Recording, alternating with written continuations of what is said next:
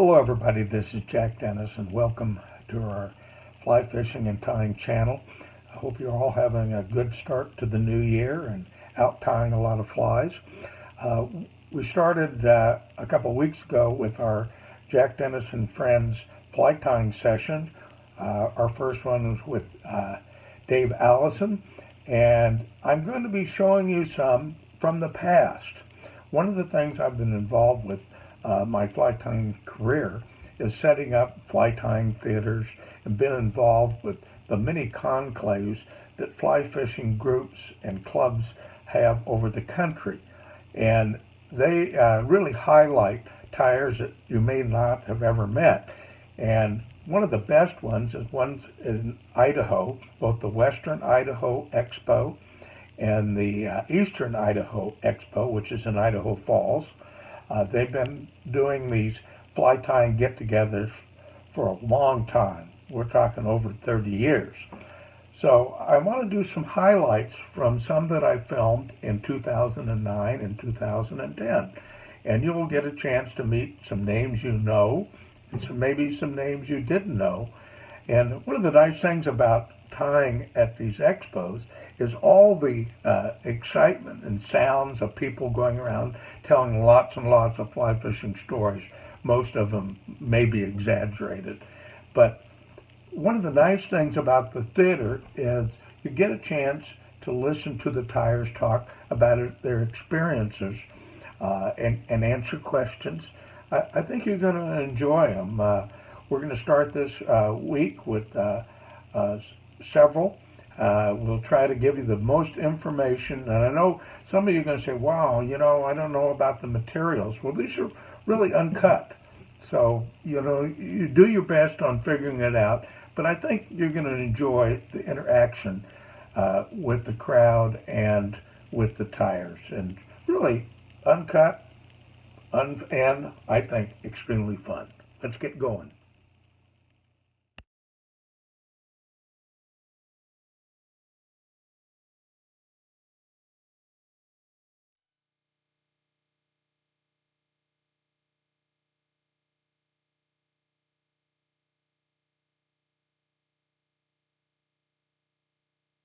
Good morning. I'm Jerry Criss, and I'm from Lapine, Oregon. I retired there in 2004 to fish. There's some beautiful waters there. It's in Central Oregon, just about 30 miles south of Bend, and within about 100 miles of there is lakes, rivers, creeks, just about anything you want to fish. Today we're going to try to do two patterns. We're going to do a little streamer pattern that I call Bleeding Minnow. I'll put it up here in the camera just for a second. It's a pattern that came from a lake that I fish called Hosmer. It has landlocked Atlantic salmon and some great brook trout. And I fished it without the little red streamer pieces, which I call the blood trails. And it just fishes different, and we'll get into that as I tie the fly. It can either be tied with marabou or with Arctic fox. We're going to tie it with Arctic fox tail today. It's a little softer material, and I think it has a better lasting quality. The other one is a little deer hair emerger. If we get to that, it's not too bad. It's a pretty easy tie. So anyway, we're going to start with I have some pattern sheets up here that so you don't have to write the patterns down. If you want a pattern, there's some pattern sheets you can grab. We can pass those through the audience. We're going to use a gray thread, and we're going to just take a hunk of the materials. And I'm going to can't get them all in the camera here, but we're just going to take a piece of the fur. And one of the things I like to do with the soft fur is I just don't cut it out of there. I take and put a twist in it. Then I reach under and I clip it off right even with the hide. And that way you get everything you went after. It kind of pulls out better. We're going to pull this material and clean it up. We're going to take out the fur under here, and I just want the hair left. and I keep that extra stuff for dubbing. It makes great dubbing. So we're gonna align the tips as well as you can. We can't stack this. So to align the tips, I know in my hand where it is, so I can pull it out and put it back. And it's a matter of pulling out the long ones and putting it back until I got what I want. So the camera's, TV's working here too, everybody. Sorry, Jerry. That's okay. We didn't realize it was turned off. Okay. If this goes off, tell them. Yeah. Okay. So I'm going to attach my thread. I'm going to show you a little trick here. I'm going to put an extra long tag of thread on, and so I'm not going to snap this off or break it off. I'm going to take it back. The hook I'm using today is a 200R. It's not one of my favorite streamer hooks, but I have some. I'm going to be using them up. I think they come apart a little bit sometimes. They not come apart, but a fish will come off them a little easy. So I'm going to leave this tag of thread hanging back here for a second, and I'm going to show you a little technique for latching on lead. I'm going to use flat lead today, and this is out of old wine cork, and I have a bearing from a piston rod, and so you see it's all crinkled. You can take it and take this on a flat table, and you run this on it. You can also take a bolt and cut the head off and cut the threads off, make a solid rod, and you can get that stuff pretty flat. You can see that in the camera. That's flat enough, and you just cut out the strip how width you want. Okay, and I'll tell you how I get it flat. So that's a little trick on that. So we're going to wind the thread in. We're going to take it back to about the hook point. Again, a lot of this fly can either be made, like I said, can be made with marabou or Arctic foxtail. I'm going to make this one with Arctic foxtail.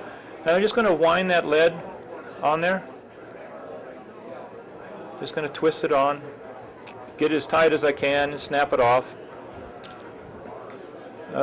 Part of when I do demos is I try to get people to concentrate not the fly I'm doing, but the techniques that I'm using. I find that's it's kind of like what I was taught. I was lucky enough in my life to have Andy Pullions be my mentor, although he hated the word. That's what he ended up doing for me, and he really cleaned me up. I had a little knob there on the back of that lead. I'm trying to get cleaned up a little bit, and it's not there. Okay. So I'm going to take my thread forward. Now if I had round lead on here, I take that forward. Now we always say we want to capture the round lead, so how do we do that? Well, I have that tag into thread. I'm going to bring it forward. I'm going to pinch it, and I'm going to wrap it around the hook. Then I'm going to take it down the back side, and I'm going to take my thread right along with it. And now I'm going to break it off.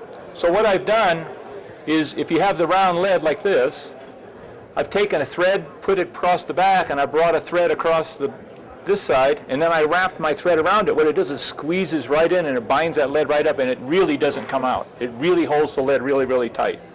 So it's a little trick just with round lead. So I got my tail just about the way I want it. It's going to be just a little short gray tail. Just about, so I'm starting about the hook point a little bit further back a little bit. So the tail is just a real short little tail, because that's all minnows have. We're just going to take and pinch that and wrap that in there. And with this 200R, what happens is I have a curve back here of the hook, and you can see the tail kind of slopes back down that. So I'm going to come underneath it with a thread wrap. Did you see that? I'm just going to take underneath, just like if you had a set of dry tiles. I'm going to lift the tail and pull that back under, and we're going to wrap that down. Now I'm going to take this other, take my thread forward. I'm going to take this stuff forward and give myself a smooth body. Just take the rest of the tail material, get it as smooth as you can. It's not that critical. This is not a presentation fly. We're fishing flies today. So then we're going to attach that down. Get that down.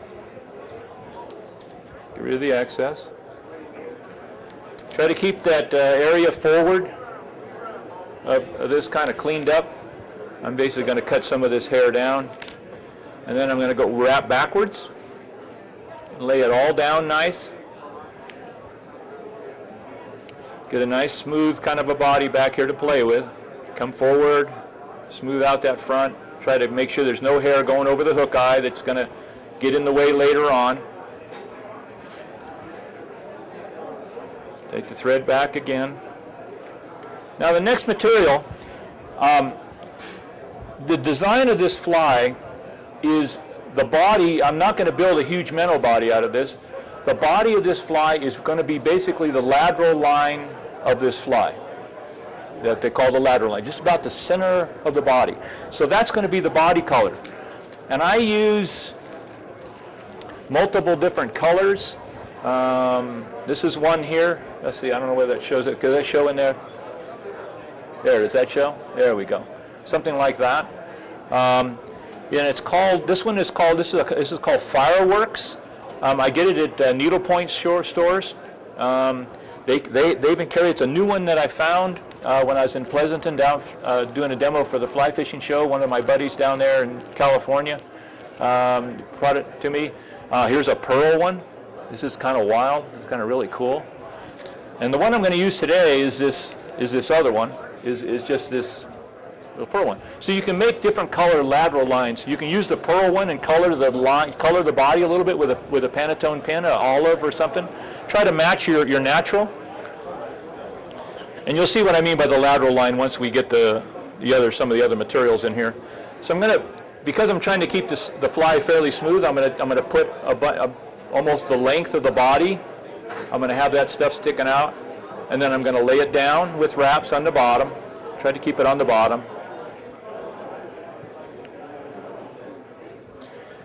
Yeah, where this fly came from is I've had the minnow for a few years, and when I was fishing on Hosmer is it's two lakes in one, and it's got about a mile channel in between it. It kind of serpentines around, and it's got a beautiful weed line, bunch of weed lines, and so the brook trout will lay in these weeds at different elevations, and then they'll come out and they'll attack these little minnows that come by.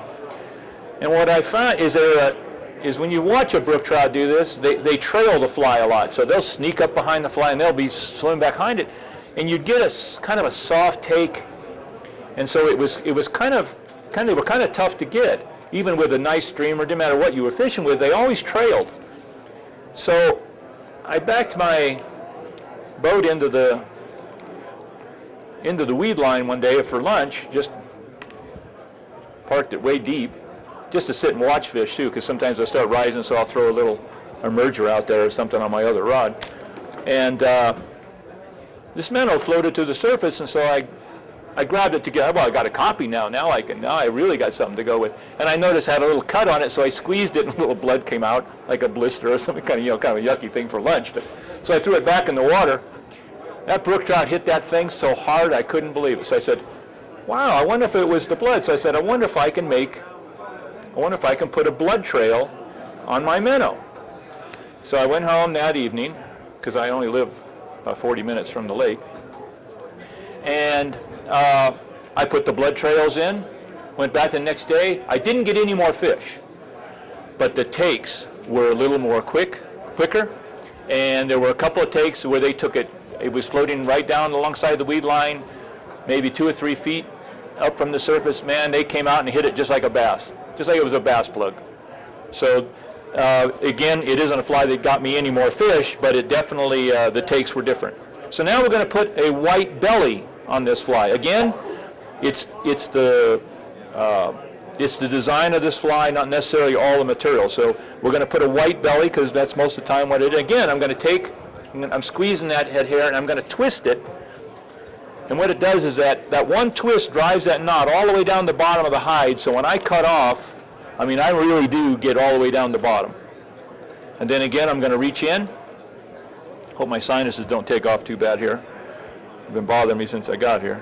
So we're going to take them into my fingernails, and I'm just going to rake it and clean it up. And again, that's some beautiful dubbing. I get kind of crazy. I ended up with this little patches all over my tail, but I ended up with it in a baggie sooner or later. So again, I'm going to line tips, and again, this is something you can buy an old fur cape, a fox cape at a garage sale or something, go home and cut some fur off and just sit and do this. You can also sit and do this with deer if you want. And what you can do is you'll find a place in your fingertips where the tips always end up. So I know about where they are. It's the only way I can explain what I'm doing. And the tips end up to where I don't have too many frayed ends out there, so the tips are pretty much aligned on that. Okay? So now we're going to go in the belly of this. And so the belly, remember this is the tail. So I really don't want stuff coming way back here. Whew. Hang on a minute. There we go. I really don't want stuff coming all the way back through the tail because that'll just ruin my look. So I want the belly, the material basically to end just about at the root of the tail. So I'm just going to hold that up underneath.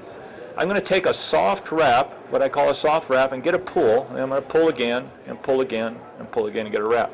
Now I'm going to roll it over and get it looking at me. And then I'm going to do like we would do with a caparadun. I'm going to take my fingernail, and I'm going to run it right against right where the thread is. So basically what I've done is I've flared the bottom. You can see we'll kind of flare, and we're coming up the side just a little bit. This one come up this side a little bit. We'll flare that back around. So we're just coming up just about to the center of the lateral line there. I got to keep my technique clean because this camera really shows up some of my sloppy work if I get real bad here. So now I'm going to pull this down. I'm going to kick this back, keep the thread out of the way, and hopefully we won't snip it off, or I have to show you how to repair that, and we really don't want to go into that today. So now I have those tips up front. I'm going to clean that up a little bit. I'll lay those down, get that started to lay down. Again, I'll come back.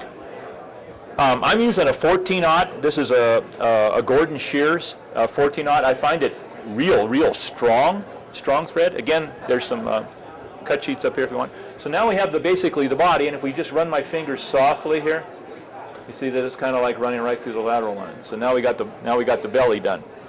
So now the next color we'll go on is we'll put a little dab of gray on. Now you can, if you want, I won't put it on this one.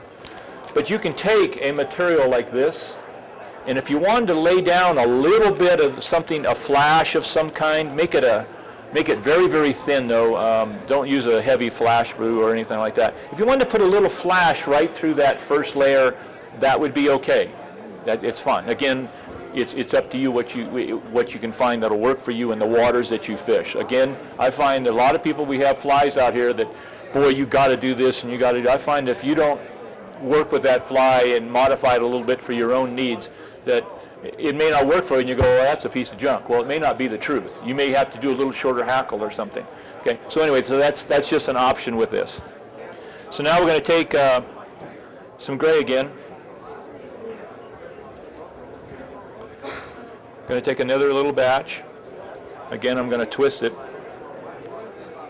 This happens to be Temple Dog, by the way. This is my gray was, I couldn't get another one died before I came, and it was all used up. So it was just a ball of garbage. So we're going to take this, clean this up. Again, I'm just going to take my fingernails. I'm going to rake it till I start to see mostly hair instead of the furry stuff. Again, I'm going to look, see how many tips I have out. What I don't have, I'll put back again. Make that look kind of clean. Take out the longer ones that really are too long.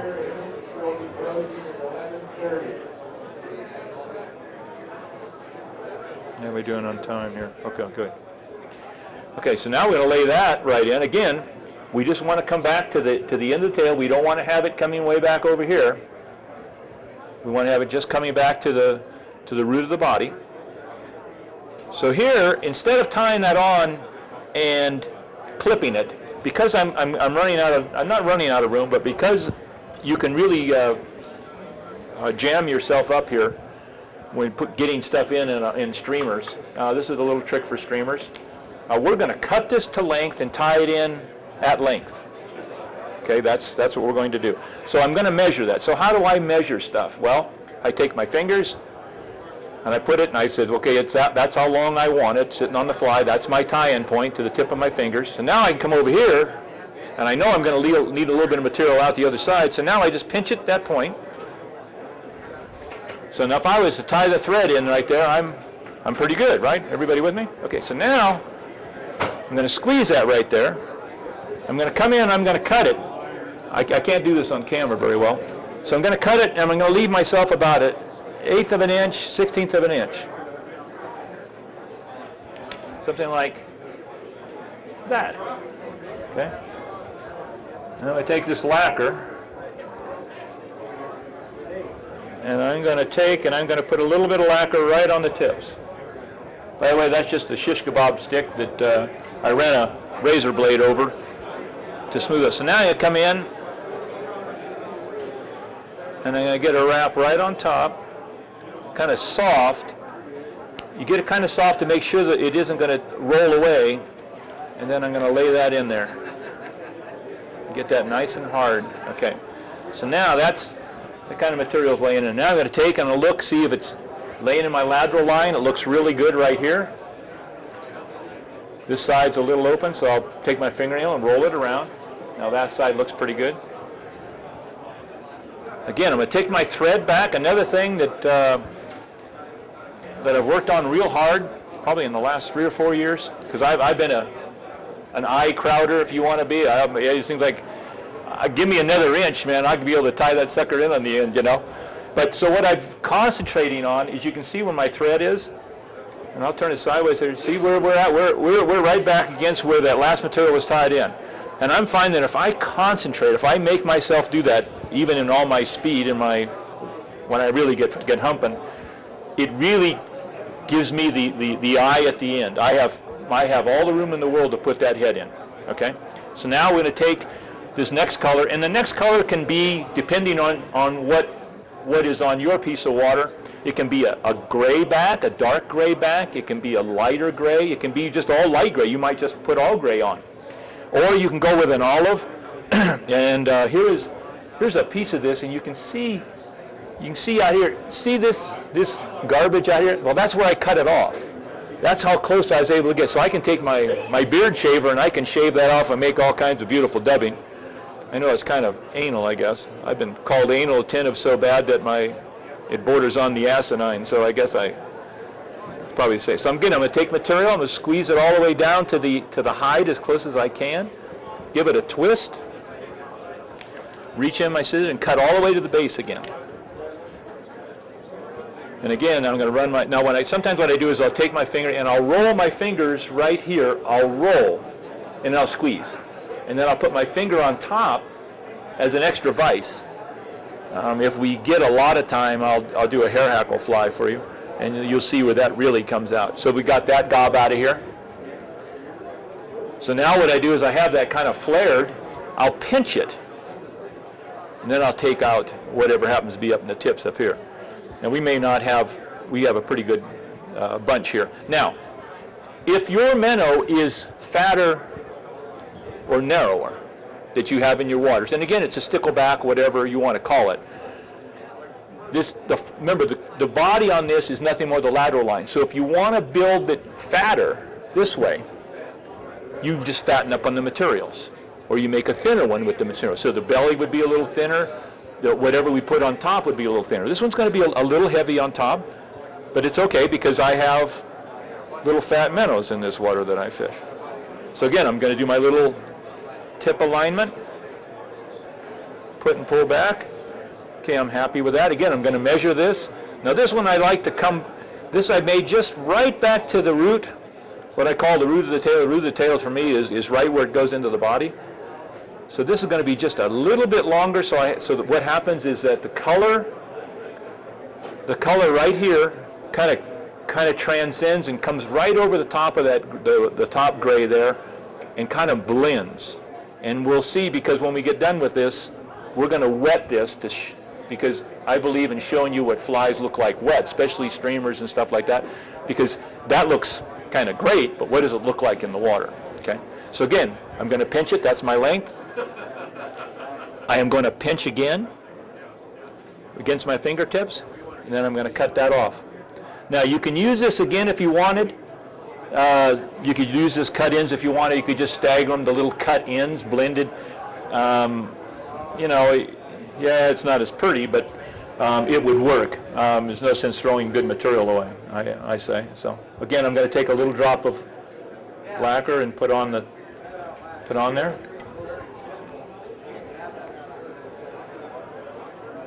I'm going to lay that there. Whoop. I don't like the looks of that.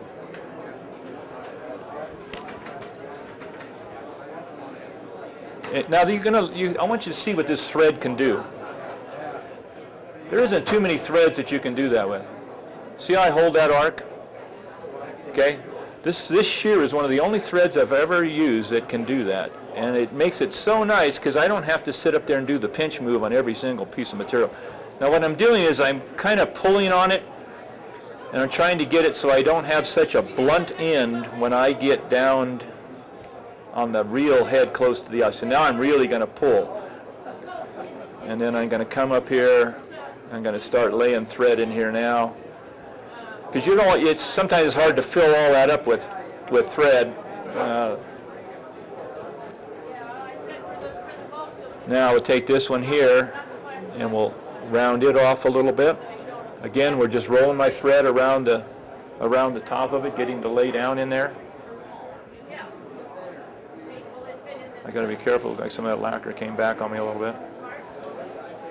Okay, I like that. Okay, so now we're going to fill up that little area. You try to get that staggered as much as you can in there.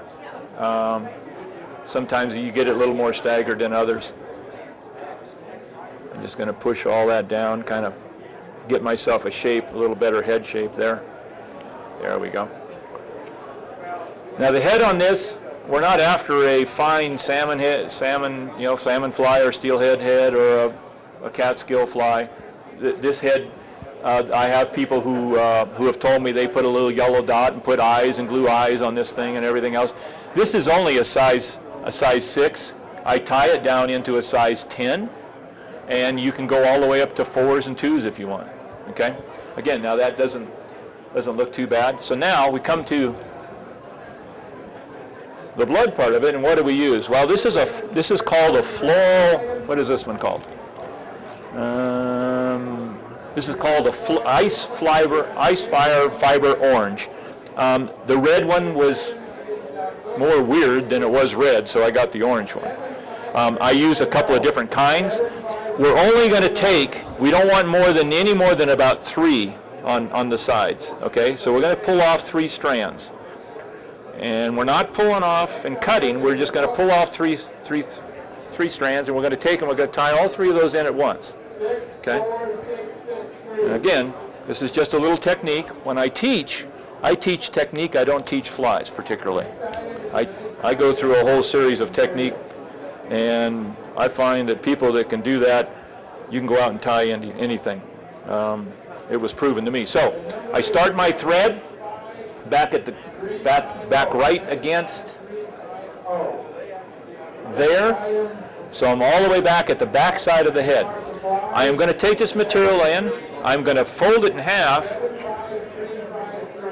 and I'm going to put it on that side. Now my tips are fairly well lined up, so I've got both materials. Now see the little loop let's see, get my hand out of the way. It's kind of staggered right there, makes no difference. I am going to take a thread wrap now, and I'm going to go to 1 o'clock. So if I had a clock sitting here, I'm going to take this thread up at an angle, and I'm going to grab and I'm going to come back down at about 7 o'clock or so. So what I've done is I've kind of captured them, and then what I do is I just pull them both down the sides.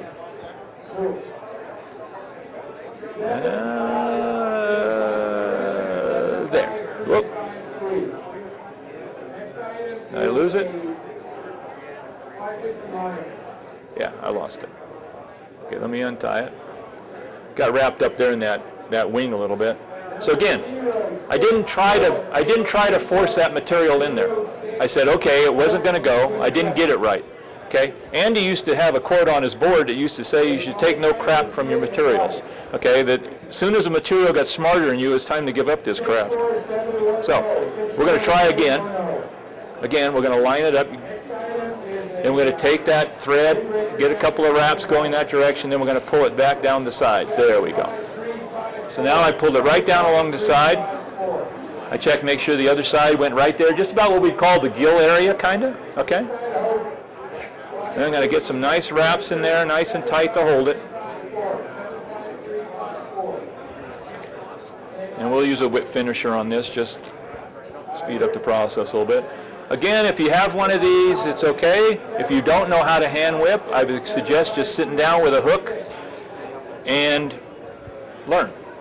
I also believe that if a technique is eating you up, something you can't, just seems like you can't get it done, don't try to make a fly.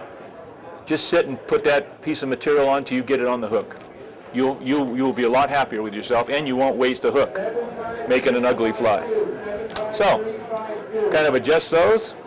We want those just about another time size of the body, so if I take this and I clip it right about here, we have a bleeding minnow.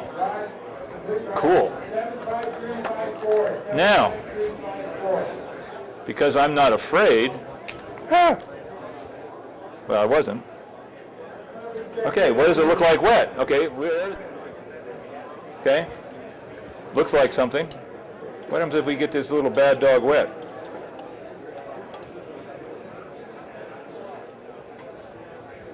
Okay. See how the lateral line just kind of shows through? Okay, let you pass that around. Now that one happens to have a homing chip in it, so it will, I can find it if I need it. So, but pass that around, get a good look at that.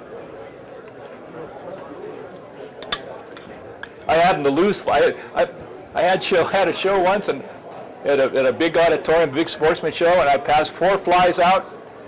I actually got 1 fly back that wasn't even mine. The guy just traded me. I thought that was really cool. And it was a neat fly. It was pretty cool. I thought it was great.